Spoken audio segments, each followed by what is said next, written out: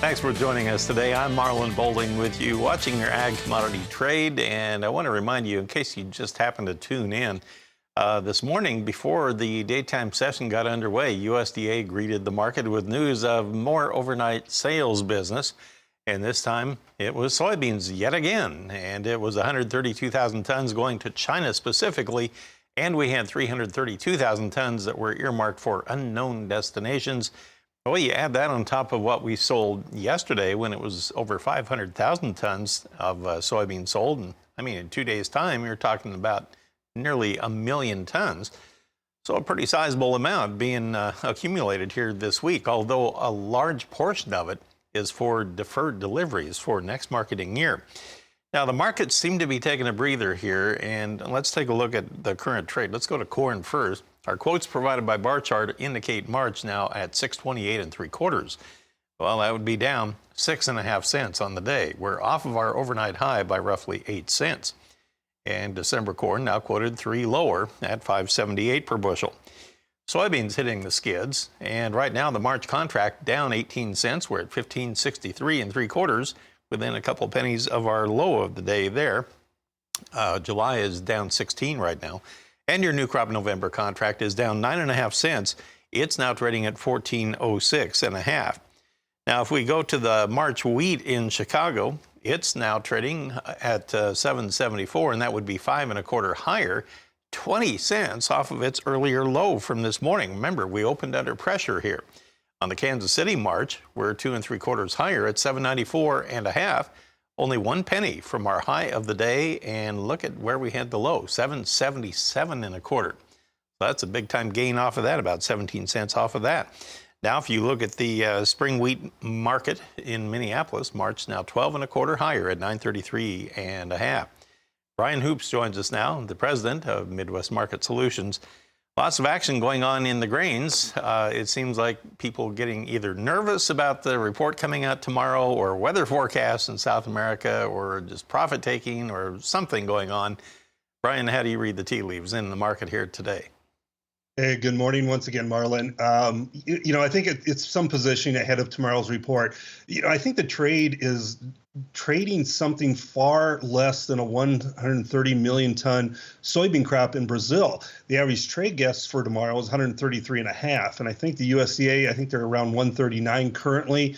They're going to come down, but they're always real conservative. And so they're probably not going to get into below 130, probably be close to that 133.5 level. And with the trade already factoring in a cut much deeper than that, I think we're going to see a little positioning, a little profit taking, if you want to call it that, ahead of the report on Wednesday. So it's not such a bearish surprise, or that surprise tomorrow can be less of a burden to the trade. And that's what we're seeing today. Just kind of a turnaround Tuesday, a little bit of a positioning, profit taking in the corn and the soybeans ahead of that report tomorrow. The forecasts really haven't changed.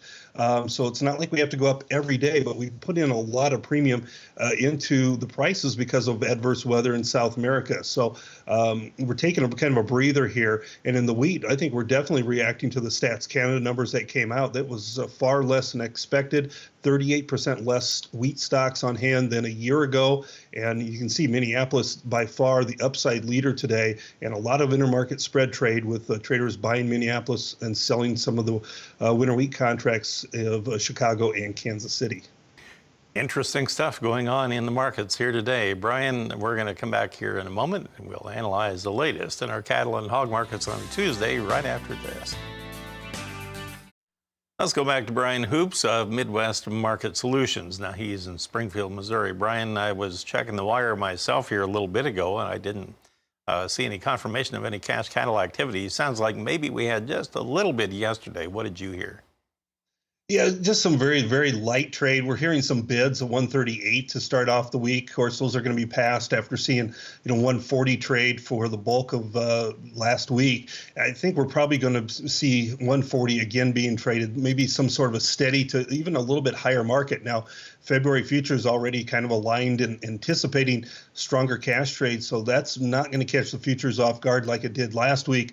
But I'm very encouraged by Monday's slaughter pace. It was above a year ago level. levels, certainly above last week, and that's an encouraging sign. The Packers need some cattle once again. So if we can put together a big kill week, and that includes a big Saturday kill, which was a real disappointment, I thought, just a couple days ago. If we can put together a 650,000 kill week, it is going to hurt our box beef values just a little bit, but it's going to get us through some of these bigger, heavier weight cattle, and our cash markets will improve. Are we still seeing any impact from that cattle inventory report that we had at the end of last month? Well, yeah, I think so. We're still, it's still a bullish report. It tells us we're in the contraction phase once again. We're in the fourth year of that, and right now, probably the biggest thing weighing against the cattle market is high-priced corn. A lot of producers kind of backing away from feeding $6 corn at this point in time, but there's still decent demand out there, and that's reflective in the price of feeder calves. Well, let's look at those prices right now on the futures. And on live cattle at the present time, we have turned mixed, Brian. We have February now 7 cents higher, and now we're at 141.90. However, April down 45 cents. We're at 145.95. I will say that has come off of its earlier low of the day here by 75 cents or so. So it does have that going for it right now. We're within 40 cents of our high of the day at this point. But for now, we'll just call it narrowly mixed on the live cattle. And on the feeder cattle market, look at these higher prices across the board, led by the nearby March. It's up $1.45 at 166.47. Well, that's only 2 ticks from our high of the day as it stands at the moment. Look at where we came from the low, 164.30 earlier today. So we're off of that by almost $2.20. What does that tell you about the makeup of the feeder cattle market here today? Yeah, we're seeing some strength in the front months in here, and most likely it's due to the lower corn prices. So, I don't know that you can read anything into it just from one day standpoint, but you look at some of those deferred contracts trading above 184. I know that's a very attractive price level, and producers have been trying to lock some of that in. It's been a tough blow because it's been such a bullish and strong market, trying to hold on to those deferred hedges. But I think there's a chance that we could run up into near $200 this spring if we do catch some bids in the cash market. The demand for feeders, I think, will improve as well, and that may push those futures even a little bit higher. But certainly these price levels, producers really want to take advantage of them and start looking at maybe some put options or at least locking some of this in. Right now in the lean hog trade, you have the April contract gaining $1.12. We're at 102.40 per hundred. The nearby February actually up $1.90. West Texas Intermediate crude right now down. Look at this, $2.51 at 88.81. Not that far from the low of the day. That could be significant when it comes to other ag trade. Meanwhile, the U.S. dollar index up 233 points on the March futures right now.